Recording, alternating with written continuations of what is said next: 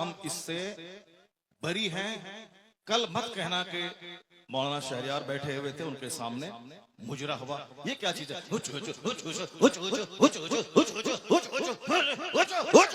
क्या है ये? क्या है ये? तुम लोग कल दियोबंदी हो जाओगे, मैं दावे से कहता हूं। और दियोबंदी कल मजाक उड़ाएगा पूर्णिया का। तुम्हें मालूम है कि आसपास में सारे गैर मुकल्लिद हैं, ये सब कल मजाक उड़ाएंगे बरेलवियों के जलसे का। कहेंगे बरेलवियों का जलसा ये होता है, बरेलवियों का जलसा यही होता है। क्या चीज है? क्या ये नाथखानी है? यही नाथखानी है। ये इको हटा दो, उसके बाद क्या? इको तुम हटा दो, मेरे मदरसे का बच्चा इससे अच्छी नाच पढ़ता है, अरबी कॉलेज का बच्चा इससे अच्छी नाच पढ़ता है। हुचुड़ हुचुड़ का नाम नाथखानी है। क्या किया तुमने? सुन्नियत को बदनाम किया, बरेलियत को बदनाम किया, मसलक के आला हजरत को बदनाम किया। इसी का नाम जलसा है, इसी का नाम कॉन्फ्रेंस है, इसी का नाम सीरत का जलसा है। वो तो हम फंस गए मजमे में, हम बैठ गए। मुफ्ती जुबैर साहब भी फंस गए जो मजमे में बैठ गए। हम अपनी बराअत का इजहार करते हैं जो कुछ हुआ। मुफ्ती साहब किबला भी अपनी बराअत का इजहार करते हैं, ताकि कल मत बोलना कि मनाज़िर अहले सुन्नत काज़ी सीमांचल बैठे हुए थे, उनके सामने मुजरा हो रहा था। हम लोग इससे बरी हैं। अगर रास्ता होता निकलने का तो हम निकल गए होते, वो रास्ता नहीं था। भीड़ की वजह से हम कुचल जाते, इसलिए हम नहीं निकले। मुफ्ती साहब भी नहीं निकले। बाकी रात के कितने बज रहे हैं? 2:10। कितने बज रहे हैं? टाइम देखो तुम, रात के 2:10 हो रहे हैं। 2:10 हो रहे हैं। मालूम है क्या हुआ इसमें? पब्लिक का चंदा इसीलिए हो रहा है। बैठ जाओ, अगर बिहार की इज्जत प्यारी है तो बैठ जाओ, अगर पूर्णिया की इज्जत प्यारी है तो बैठ जाओ। ये डांस करने के लिए जलसा होता है, चंदा होता है। बैठ जाओ सब। नाथखानी वो नहीं है जो तुमने सुनी है, नाथखानी वो नहीं जो तुमने सुनी है। भीड़ जुटाने का नाम जलसा है। बैठ जाओ सब। अब अगर नात तुमने सुनी थी, उसको तुमने नात कहा था अपने हिसाब से, तो तकरीर कौन सुनेगा? कुरान की बात कौन सुनेगा? हदीस की बात कौन सुनेगा? इस्लामी तालीमात के बारे में कौन सुनेगा? अगर तुम नात सुने थे, बैठे रहते, तकरीर सुनते, तब होता कि चलो भाई पूर्णिया के लोगों ने नात भी सुनी और तकरीर भी सुनी। अभी वो बैठने जा रहा है कि तुम सब उठ के भाग रहे हो। तुम्हारी वजह से हम लोगों की बेइज्जत और बदनामी होती है। बिहारी एक गाली बन के रह गया। जैसे कारोबार के एतबार से सारे लोग यहाँ से भीड़ लगाते हैं पंजाब दिल्ली में, वो तो अलग बात है। मजहबी तौर पर भी बिहारी एक गाली है। जिसका हम हाथ चूमते हैं, जिसका हम पैर चूमते हैं, वो हमारे जलसों की हरकतों को बयान करते हैं। वहां तकरीर नहीं होता। अभी मैं 4 दिन पहले हैदराबाद में था, वहां मेरी 2 घंटे की तकरीर हुई। एक बंदा नहीं उठा, सारे लोग गौर से तकरीर सुनते रहे। पुलिस वाले खड़े होकर तकरीर सुनते रहे, जबकि वहां कोई परमिशन नहीं था। लेकिन वो सारे लोग गौर से इस्लाम सुनते रहे, इस्लाम सीखते रहे। ये है तकरीर, ये है मुसलमानों का इस्लामी जज्बा। ये क्या है? बस हुचुड़ हुचुड़ सुने और भाग गए। ये कोई तरीका है क्या? ये कोई तरीका है क्या? यही नात हो गई क्या? नहीं, मैं उससे बरी हूं। मैं कतन कभी नहीं पसंद करता हूं इस तरह की नातखानी को। जो कुछ हुआ गलत गलत गलत। अब अगर जरा भी गैरत मौजूद है तो बैठ करके थोड़ी देर तकरीर सुन लो, कुरान हदीस की बात सुन लो जरा की बात। और जो सारे लोग जोर से बोले दरूशी पढ़े, अल्लाहुम्मा सल्ली अला सय्यदना व मौलाना मुहम्मदिन मअदनिल जूद वल करम व आलिहि व बारिक व सल्लिम सलातन व सलामन अलैका या रसूल अल्लाह। इस तरह की मजलिसों से जब कुरान पाक की तिलावत होती है, कुरान पाक की तिलावत होनी चाहिए 1 घंटा, ताकि मुसलमानों का सीना हिल जाए, इनकी आंखें आंसू बहाएं। यहाँ कुरान पाक की तालीम के लिए मदरसा कायम होता है। मदरसे के जलसे में कुरान पाक की तालीम पे फोकस दिया जाता है। तो हमारे जलसे भी इस्लामिक इन्वायरमेंट में होते हैं। यहाँ मुस्तफा की हदीस सुनाई जाती है। ये बता दे कि तुम लोग यहाँ क्या सुनने के लिए आए थे? ये नंगे सर क्यों आए थे? क्या करने आए थे? सिर्फ शबीर बरकाती को सुनने आए थे? यहाँ जिसके साहब मर्तबे का ये आलम है कि बड़े बड़े उलमा जिनका हाथ चूमते हैं, उनकी कोई इज्जत नहीं है। और तुम साहब एक दुनियादार आदमी की ना सुन रहे हो। मालूम है तुम्हें क्या सब हो रहा है? तकरीर सुनो, हदीस सुनो और अपने स्टेट और अपने डिस्ट्रिक्ट को बदनाम मत करो। ये जलसा है, कव्वाली की महफिल नहीं है। यहाँ कुरान पाक की तिलावत होती है, आधा घंटा तक कुरान पाक की तिलावत होनी चाहिए। सरकार दो जहां सलाम की हदीस पाक की रिवायत होनी चाहिए, इस्लामी तारीख बयान करनी चाहिए। अब जलसा शुरू हो रहा है, यहाँ से गौर से सुनो। अल्लाह तबारक व तआला हमको और आपको सारे मुसलमानों को जलसे की कद्र करने की तौफीक अता फरमाए। जरा एक बार जोर से बोलो सुभान अल्लाह, हाथ उठा के बोलो ला इलाहा इल्लल्लाह मुहम्मदुर रसूलुल्लाह सल्लल्लाहु अलैहि वसल्लम। कुंतुम खैर उम्मतिन उखरिजत लिन्नास तअमुरून बिल मारूफ व तनहौन अनिल मुनकर।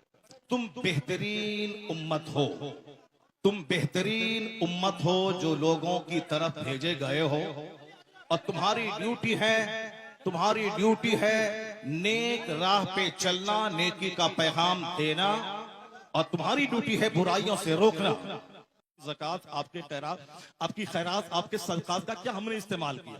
वो इसीलिए है, साहब नाते पाक पढ़ना इसीलिए है ताकि हमें मुस्तफा से मोहब्बत है, वरना सिर्फ नाते पाक पढ़ना ही हमारी गर्ज़ो कायस नहीं है। हमारा मकसद हयात है अल्लाह की इबादत करना। अल्लाह की इबादतों में क़यामत के दिन ये सवाल ही नहीं होगा कि तुमने नात पढ़ी या नहीं पढ़ी।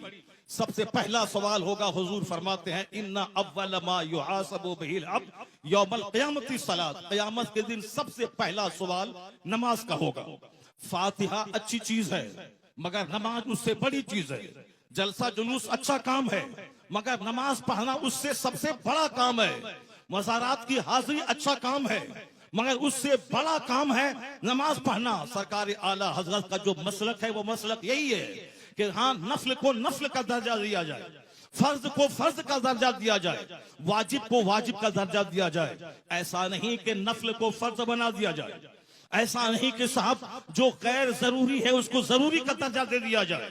मसलक आला हजरत यही है कि फातिहा नफ्ल है, नफ्ल की हैसियत हो, जुलूस नफ्ल है, जुलूस मोहम्मदी की नफ्ल की हैसियत रहे, और मज़ारात की हाजिरी नफ्ल है, उसकी हैसियत नफ्ल ऑप्शनल की होनी चाहिए। सबसे पहला जो फर्ज आजम है वो नमाज है, फर्ज आजम नमाज है। दूसरा सबसे बड़ा फर्ज व रोजा है, एक फर्ज आजम ज़कात है, एक फर्ज हज है। ये बेसिक चीजें हैं। कयामत के दिन सवाल नमाज का होगा, कयामत के दिन सवाल रोजे का होगा, कयामत के दिन सवाल हज का होगा, कयामत के दिन सवाल ज़कात का होगा, कयामत के दिन सवाल अखलाक का होगा, कयामत के दिन सवाल फराइज़ व वाजिबात का होगा। नवाफिल का सवाल नहीं होगा। अगर नवाफिल फर्ज के साथ मिल जाएं तो फिर उसका दर्जा और बुलंद हो जाएगा। लेकिन फर्ज को छोड़कर नफल बेवजन है, फर्ज को छोड़कर नफल खसो खाशाक की तरह है। तो जो कहता है कि फातिहा हराम है वो मिसगाइड है, जो कहता है कि जुलूस मोहम्मदी हराम है वो गुमराह है, जो कहता है कि औलिया सालिहीन के आस्थाने पे जाना जरूरी नहीं है, फर्ज वाजिब नहीं है, वह जाना गुनाह है, नाजायज है, वो भी गुमराह है। और जो ये कहता है कि सिर्फ नमाज पढ़ें, दरगाहों पे जाना नहीं, वो भी मिसगाइड है। और जो ये कहता हो कि सिर्फ फातिहा पढ़ें, नमाज जरूरी नहीं है, सिर्फ जलसा करें, नमाज जरूरी नहीं है, सिर्फ नात पढ़े नमाज जरूरी नहीं है, सिर्फ साहब कव्वाली करें नमाज जरूरी नहीं है, वो भी मिसगाइड है। बीच का रास्ता है मसलके एतदाल और मसलके आला हजरत के पहले फर्ज अदा होगा फिर नफ्ल अदा होगा। यहाँ नमाज भी अदा होगी, नियाज भी अदा की जाएगी, नमाज भी पढ़ी जाएगी, मज़ारात पे हाजिरी भी होगी, नमाज भी पढ़ी जाएगी, जुलूस मोहम्मदी भी निकाला जाएगा। ये फर्ज और नफ्ल या दोनों मिलकर सीधा रास्ता जन्नतुल फिरदौस लेके जाएगा। नारे तकबीर, नारे रिसालत, यही मसलक के आला हज़रत, इसी का नाम मसलक के अहले सुन्नत व जमात है। कल कोई बदअकीदा ये नहीं बोले कि इतने रुपए बड़ा जलसा हुआ, नमाज की बात नहीं हुई। मैं नमाज की वकालत करता हूं कि नमाज के बगैर जलसा बेवजन है, नमाज के बगैर फातिहा बेवजन है, नमाज के बगैर साहब जुलूस मोहम्मदी बेवजन है। इसलिए कि कोई नफल कबूल नहीं होता। आला हजरत ने लिखा है जब तक के फर्ज न अदा हो, 1 करोड़ रुपए की मस्जिद कोई तामीर करे ये नफल है, और ज़कात का 100 रुपया अगर किसी पे फर्ज है तो वो फर्ज है। आला हजरत फाज़िल बरेलवी लिखते हैं कि जब तक वो ज़कात अदा नहीं होगी कोई नफल खैरात काबिल कबूल नहीं होगा। इसका मतलब ये निकला कि जब जलसा नहीं होगा, ऐसा नहीं, जलसा भी होगा। नमाज पहले होगी, जलसा बाद में होगा। नमाज पहले होगी, फातिहा बाद में होगी। नमाज पहले होगी, नात बाद में पढ़ी जाएगी। आला हजरत से किसी ने पूछा था, हुजूर रमजान में तरावी की नमाज सुनाता हूँ, पढ़ाता हूँ, तरावी पढ़ाता हूँ, और रमजान में रोजे रखता हूँ, कुरान शरीफ की तिलावत करनी पड़ती है, क्या मैं रोजा छोड़ सकता हूँ? आला हजरत ने कितना अच्छा जवाब दिया। कहा बहुत सारे लोग हैं जो रोजा भी रखते हैं और कुरान पाक भी सुनाते हैं। अलबत्ता रही बात कि जो कुरान रोजा रख कर कुरान नहीं सुना सकता है, उसको मालूम होना चाहिए कि तरावी की नमाज फर्ज नहीं है। तरावी की नमाज वाजिब भी वित्र की तरह नहीं है। तरावी की नमाज सुन्नत मुअक्कदा है। अगर किसी ने पढ़ा तो फर्ज छोड़ने के बराबर, किसी ने नहीं पढ़ा फर्ज छोड़ने के बराबर गुनाह नहीं होगा।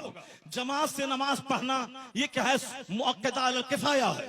अगर जमात मस्जिद में तरावी की हो गई और फिर सारे लोग अपने घर में कुछ लोग पढ़ लिए, घर में पढ़ने वाला मुजरिम नहीं होगा। लेकिन अगर जोहर की जमात छोड़ दिया, वह मुजरिम होगा। कहते हैं कि जो चीज फर्ज है रोजा, उसको छोड़कर ये तरावी की बात कर रहा है। बेहतर यही है कि वह तरावी अगर नहीं सुना सकता है, अलम तरा कैफा से लेकर कुल बिरब्बिन नास तक, इसको पढ़ के अपनी तरावी पढ़ ले, मगर रोजा न छोड़े, क्योंकि रोजा फर्ज है, तरावी की नमाज सुन्नत है। ये फर्ज को फर्ज समझा जाए, नफल को नफल समझा जाए। जुनून और मजनू बन के ये न बताया जाए जलसे और जुलूस और अपने आलिमों की तौहीन नहीं की जाए। हमारी सबसे बड़ी विडंबना यही है कि हम लोग गैर जरूरी को जरूरी समझते हैं। अल्लाह पर विश्वास करें, अल्लाह रब्बुल इज्जत ही इज्जत देने वाला, वही बंदों को जलील करने वाला, वही मदरसों को तरक्की देने वाला, वही लोगों के दिलों में अल्लाह ही मोहब्बत डालने वाला है। बेशुमार लोगों ने बड़े बड़े जलसे किए, मदरसे में तालीम नहीं हुई, वह मदरसा उजड़ गया। मैंने मुख्तसर सी जिंदगी में इसको देखा है। लेकिन जिन लोगों ने मेहनतें की, 5 साल के बाद जलसा किया, और अगर अच्छे अच्छे आलिम, अच्छे हुफ्फाज उन्होंने दिया, उसके पास बच्चों के रखने की जगह नहीं है, इतने बच्चे हैं कि वो रख नहीं सकता है। असल क्वालिटी इल्म की है, असल क्वालिटी है आप बच्चों को अच्छी तालीम दीजिए, एजुकेशन दीजिए, न कि बहुत बड़ी भीड़ भाड़ जुटा करके और अपने मदरसे को फरोग दिए। मदरसा फरोग पाता है इल्म से। मैं तमाम सुन्नी मदारिस के लोग जिम्मेदारों से कहता हूं, तालीम पे फोकस दें, दरसगाह पे फोकस दें, अच्छे आलिम को रखें, अच्छे उफाज को रखें। अगर एक बच्चा फारिग हुआ, अगर सही ढंग से कुरान सुनाया, तो सारे लोग यही कहेंगे, ये बता दे तू किस मदरसे में पढ़ा है, तेरा उस्ताद कौन है। यानी वही एक बच्चा आपका सबसे बड़ा प्रचारक हो जाएगा। वही एक बच्चा आपके मदरसे की खूबियों को दूसरों के सामने एग्जीबिशन करने वाला एक जबरदस्त अलमबरदार हो जाएगा। आपने 10 बच्चों को आपने निकाल दिया और क्वालिटी उसमें नहीं है, वह जहां भी जाएंगे मदरसों को बदनाम करेंगे कि किस उस्ताद ने तुझको पढ़ाया है, किस मदरसे में तुमने पढ़ाया है। क्वालिटी पे जोर देना। बस आखिरी बात सुन ले, अभी मुसलमानों के चेहरे पे एक हवाइयां उड़ रही है कि हमारा मुस्तकबिल कैसा है, हमारा फ्यूचर कैसा है, हमारा आने वाला दिन कैसा है। आपको मैं यकीन दिलाता हूं कि इस्लाम का आने वाला दिन इतना सुनहरा है कि कोई दिन ऐसा नहीं गुजरता जिस दिन कोई पढ़ा लिखा आदमी कलमा पढ़ के मुस्तफा का गुलाम न बनता हो। कोई दिन ऐसा नहीं गुजरता जिस दिन अमेरिका जैसे हाईली क्वालिफाइड और तरक्की याफ्ता मुल्क का कोई एक दानिश्वर कलमा पढ़ के मोमिन न होता हो। या जोश में ये बातें नहीं बोली जाती है, बल्कि ये बातें दलाइल और प्रूफ के साथ की जाती हैं। आप अगर पढ़े लिखे आदमी हैं, हमारे बच्चे स्कूल कॉलेज में पढ़ते हैं, मैं उन बच्चों को कहता हूं, एक नाम आपने सुना होगा जॉन डी रॉकफेलर का। हमारे शेख बैठे हुए हैं, शेख का दौरा लंदन होता है, हमारे हजरत का दौरा अमेरिका होता है, हमारे हजरत का दौरा अफ्रीका होता है। वह सारी दुनिया के हालात से बाखबर है। मैं अपने शेख को कहता हूं कि जॉन डी रॉकफेलर वह दुनिया का सबसे पहला अरबपति। आज की तारीख में बेशुमार अरबपति हैं, टाटा, बिरला, जिंदल, मित्तल, अडानी, अंबानी, ये सारे के सारे अरबपति हैं। लेकिन जॉन डी रॉकफेलर वह दुनिया का सबसे पहला अमेरिका का अरबपति, बिलियनियर, मिलियनियर नहीं बिलियनियर, यानी अरबपति जिनके पास खरबों की दौलत थी। 53 साल की उम्र में वो खरबपति बीमार हो गया। बीमार होने के बाद अब उनको लगा कि अब जैसे कि मैं मर जाऊंगा, जब मर ही जाऊंगा। अक्सर आजकल ये डिप्रेशन का मर्ज बढ़ रहा है, औरतों में भी और मर्दों में भी। औरतें भी कहती हैं कि अब मुझको ऐसा लगता है कि मैं मर जाऊंगा। मर्द भी कहते हैं कि थोड़ा सा बीमार हुआ, बुखार हुआ और लगता है कि जैसे कि अब मैं मर जाऊंगा। ये मरने की बातें तो अब ठीक है, अच्छी बात है, मैं मर जाऊंगा, लेकिन मरने के बाद जहां जाऊंगा वहां के लिए तो काम बढ़ा देना चाहिए।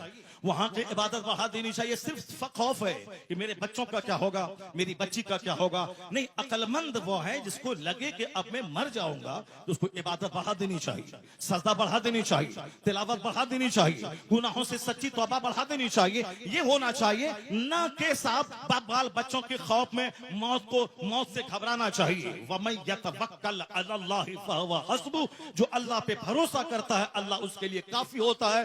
कुरान में आया है ला तक़तुलू औलादकुम खश्यता इमलाक, गरीबी के डर से बच्चों को कत्ल मत करो, मैं तुझे भी रोजी देता हूं, तेरे बच्चों को भी रोजी दूंगा। रोजी देने वाला अल्लाह है। वो अमेरिका का खरबपति, उसने सोचा कि अब जब मुझको मर ही जाना है तो अब क्यों नहीं सदका तो खैरात करके मैं मरूं। अपनी दौलत का एक बड़ा पार्ट मेडिकल एक्सपर्ट के खर्च पे उन्होंने डोनेट किया कि नई नई बीमारियां और उसके इलाज और ट्रीटमेंट दरियाफ्त करने के पीछे मेरी दौलत का एक बड़ा हिस्सा खर्च होगा। उन्होंने एक स्कूल बनवाया, गरीबों, मिस्किनों, माजूरों, बेवाओं के बच्चे स्कूल में पढ़ेंगे, फ्री तालीम। उन्होंने एक बहुत बड़ा हिस्सा अपनी दौलत का हॉस्पिटल पे वक्फ किया, यहाँ गरीबों, मिस्किनों, माजूरों, कम पैसे वालों का इलाज होगा। यानी अपने पैसे को गरीबों के लिए, सोशल वेलफेयर के लिए, चैरिटी के लिए उन्होंने दरवाजा खोल दिया। उसको ऐसा महसूस हुआ 2-3 महीने के बाद कि अंदर से उसका कैंसर का जख्म हल्का हो रहा है। ये द टाइम्स ऑफ इंडिया जो हिंदुस्तान का अंग्रेजी अखबार है, हमारे बच्चे तो एमए करने के बाद भी एक जुमला अंग्रेजी नहीं बोलते हैं। जिसको होना था डीएम वो चपरासी की भी नहीं बन पाए, जिनको होना था साइंटिस्ट वो गली कूचे का दिल फेंक आशिक बन गया। अमेरिका का यहूदी 1-1 मिनट का सही इस्तेमाल करके दुनिया को माइक्रोफोन दे, दुनिया को हवाई जहाज दे, और हमारे वो बच्चे जिसके पास थी मेरिट डीएम बनने की, वो सिर्फ मोबाइल चला चला करके वो बच्चे हमारे गली कूचे के दिल फेंक आशिक बन गए, किसी काबिल नहीं रहे। एक बच्चा हिंदुस्तान का अगर आईएएस ऑफिसर बनता है तो 40 करोड़ मुसलमानों का कलेजा ठंडा हो जाता है। वो कमा के अपने बाप को देगा, मगर नाम पूरी मुस्लिम सोसाइटी का होता है। हमारी मेजॉरिटी हमारे नौजवानों की मोबाइल चला चला के डीएम तो नहीं बनी, अलबत्ता अपनी जवानी में आग लगा दी, अपनी सोच और फिक्र में आग लगा दी, अपनी अपनी अपनी सेहत को तबाह बर्बाद कर दिया, अपने खानदान की नाक मिट्टी में मिला दी। मोबाइल का इस्तेमाल जरूरतन हो 24 घंटे उसमें घुस के न रहे, टॉयलेट का इस्तेमाल जरूरत हो 24 घंटे टॉयलेट में घुसने वाला तबाह बर्बाद हो जाएगा, सेहत खत्म हो जाएगी। यहूदी 1-1 मिनट को कीमती समझते हैं तो जलील कौम दुनिया में सबसे मालदार कौम है। जबकि नमाजों की पाबंदी हमें वक्त की कद्र सिखाती है, जबकि सहर और इफ्तार का सिस्टम वक्त की कद्र सिखाता है, जबकि ज़कात का मैनेज हमें 1-1 मिनट को कीमती समझने का पैगाम देता है। 1 मिनट पहले दाना हलाल, 1 मिनट के बाद दाना हराम, ये हमें पंक्चुअलिटी सिखाता है। मगर अक्ल रहे तब न इन बातों पे हम गौर करें। हमारे पास तो गुस्सा बहुत ज्यादा है, हमारे पास जज्बात बहुत ज्यादा है, हमारे पास सब छोटी फिक्री की वजह से हम जो लायक थे उस लायक नहीं बन पाए। अमेरिका का खरबपति, उन्होंने दौलतों का एक बड़ा हिस्सा स्कूल पे, हॉस्पिटल पे, गरीबों के राशन के किट पे और मेडिकल एक्सपर्ट की टीम बैठा के, ताकि नई बीमारियों का इलाज खोज करने के लिए वह टीम खास रहे। उनको ऐसा लगा जब से वो चैरिटी सदका तो खैरात का काम शुरू किया, अंदर से उसके बदन का जो कैंसर था उसका मर्ज दूर होने लगा। 4 महीने के बाद उन्होंने टेस्ट करवाया, उसके अंदर का कैंसर खत्म हो चुका था। अब वो शख्स दुनिया वालों को बताया कि दुनिया वाला गवाह रहे, दुनिया वाला गवाह रहे कि चैरिटी से बीमारी का इलाज होता है, सदका से बीमारी का इलाज होता है, खैरात से बीमारी का इलाज होता है। उन्होंने कहा खैरात से बीमारी का इलाज, बीमारी के इलाज के जितने तरीके हैं उसमें सबसे बड़ा तरीका यह भी है कि चैरिटी और खैरात से बीमारियों का इलाज होता है। सदका तो खैरात से मरीज सेहतमंद होते हैं, सदका तो खैरात से मरीज सेहतयाब होते हैं, सदका तो खैरात से मरीज सेहतयाब होते हैं।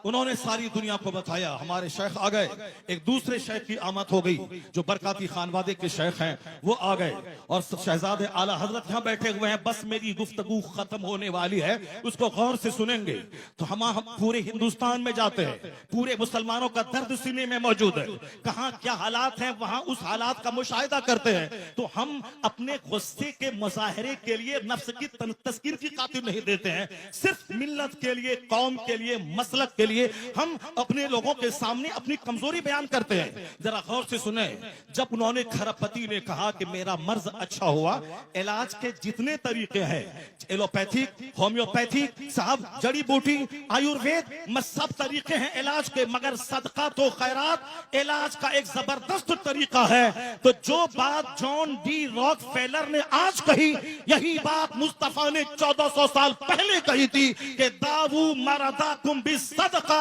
व हस्सनु अमवालकुम बिज़्ज़कात। मुस्तफा ने कहा अपने मरीजों का इलाज सदका करके क्या करो।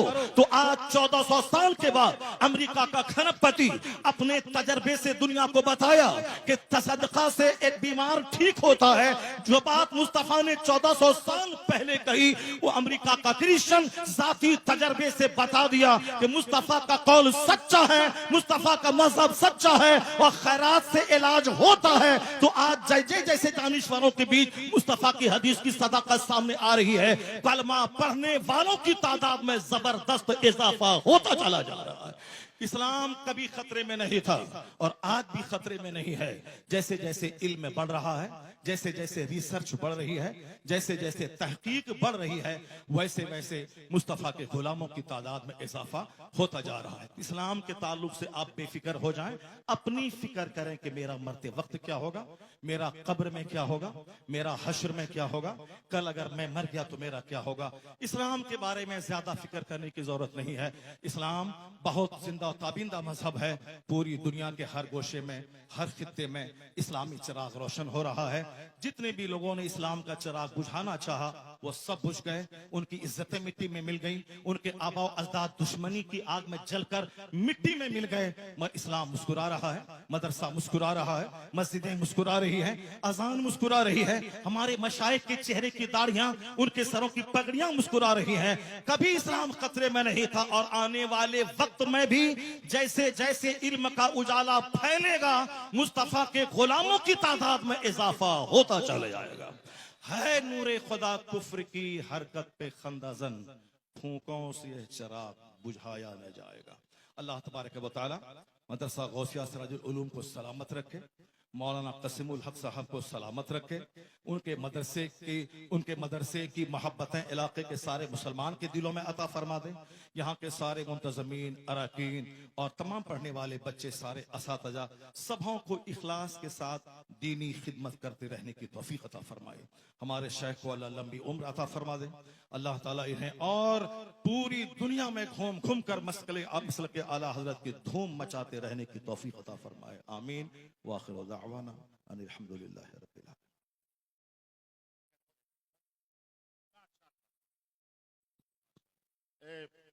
मौलाना ने सजाया बड़ी मेहनत और काबिज से।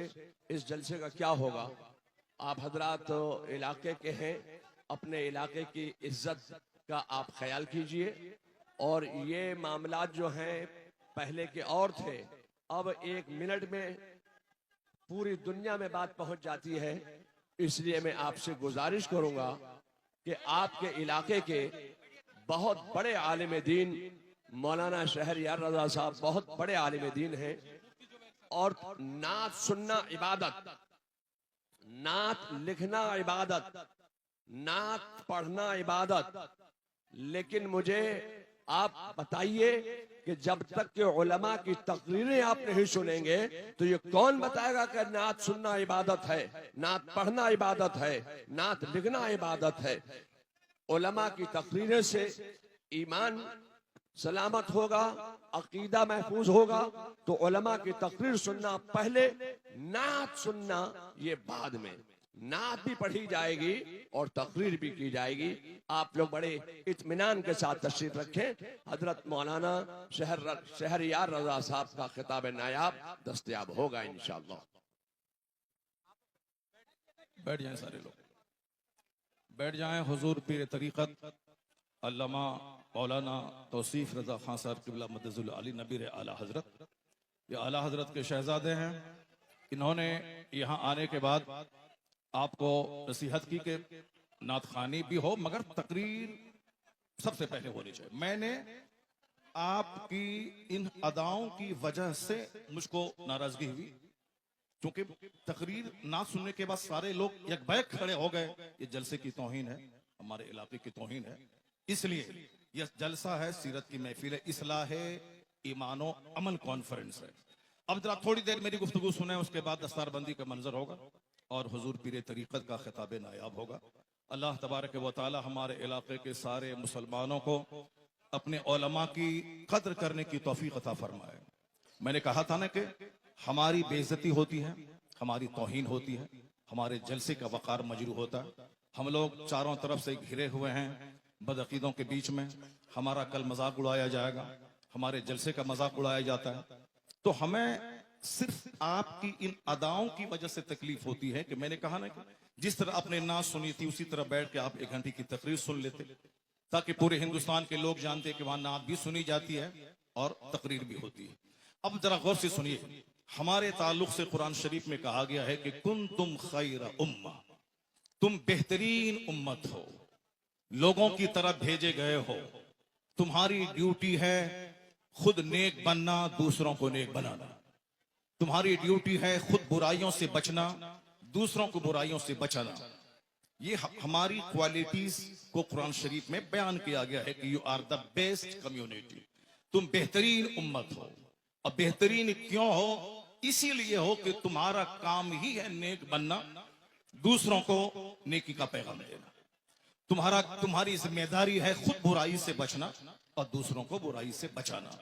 दूसरे लोग खाने पीने पैदा हुए हैं, दूसरे लोग मौज मस्ती करने पैदा हुए हैं, दूसरे लोग शराब पिए, बदकारी करें, सूद खाएं, उससे क्या मतलब है? उसको मरने के बाद हिसाब किताब का कोई खौफ ही नहीं है। ये सारी बातें हम मुसलमानों को सोचना है। सरकार दो जहां की हदीस है कि ला तज़ूलु कदमा अब्दिन हत्ता युसअल अन अर्बईन। आका फरमाते हैं कि कयामत के दिन बंदे का पांव अपनी जगह से 1 इंच नहीं हटेगा, 1 इंच नहीं हटेगा जब तक के 4 चीजों का उससे सवाल न हो जाए। जब तक के 4 चीजों का उससे सवाल न हो जाए। सबसे पहला सवाल होगा अन उमरिही फीमा अफना, यानी अपनी यह कीमती जिंदगी तुमने किस काम में गुजारी। ये तो हर मुसलमान को समझना होगा कि हम अपना बहुमूल्य जीवन सर से लेके पांव तक महासंख्यों रुपए से ज्यादा कीमती पार्ट्स अल्लाह ने दिए। जो लोग गूंगे हैं, बात नहीं कर सकते, उनको देखने के बाद अपनी जबान की अहमियत समझें। जो लोग अंधे हैं, देख नहीं सकते, उनको देखने के बाद अपनी आंख की अहमियत समझें। जो लोग पागल हैं, समझ नहीं सकते, उनको देखने के बाद अपनी अक्ल की अहमियत समझें। जिसके पास हाथ नहीं है वह लूहे को देखकर अपने हाथ की अहमियत समझें। जो लोग लंगड़े हैं, जो चल नहीं सकते, उनको देखने के बाद अपने पांव की अहमियत समझें। जो अरबों में खेलने वाले 2 रोटी खा के पचा नहीं सकते, उनको देखकर 10 रोटी खाने के बाद पचाने की जो मशीन अल्लाह ने पेट की शक्ल में दी है, उसका महत्व समझें। हुजूर फरमाते हैं कयामत के दिन इन सारी नेमतों के बारे में सवाल होगा।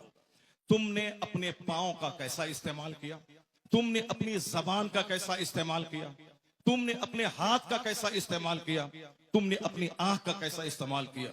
सारी जिंदगी के बारे में सवाल होगा। नाच तमाशे में जिंदगी गुजारी या कुरान की तिलावत में गुजारी?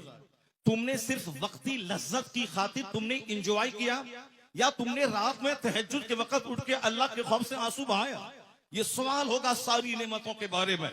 यह कीमती जिंदगी किस काम में गुजारी?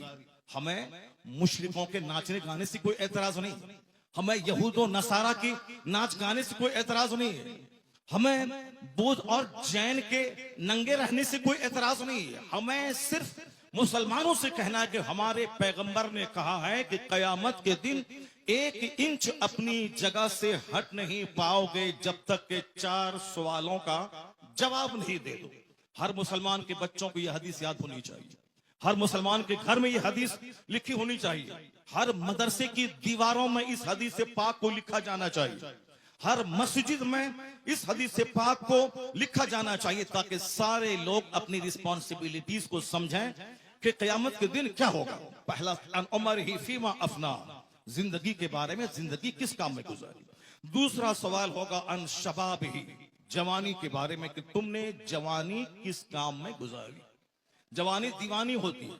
जवानी में लोग कहते हैं कि चलो कुछ भी करो, बुढ़ापे में तो नेक बन ही जाना है, जबकि बुढ़ापे में 90% लोग नेक नहीं बनते, अलबत्ता बीमार बनकर वो अपनी जिंदगी के आखिरी अयाम को भी तबाह बर्बाद करते हैं। हुजूर फरमाते हैं कि तुम जवानी किस काम में गुजारी, इसका सवाल होगा। तीसरा सवाल होगा अन अन अन माल ही मिन ऐन इक्तसबहु व फीमा फज़अहु, यानी माल कहां से कमाया और कहां खर्च किया, इसका सवाल होगा।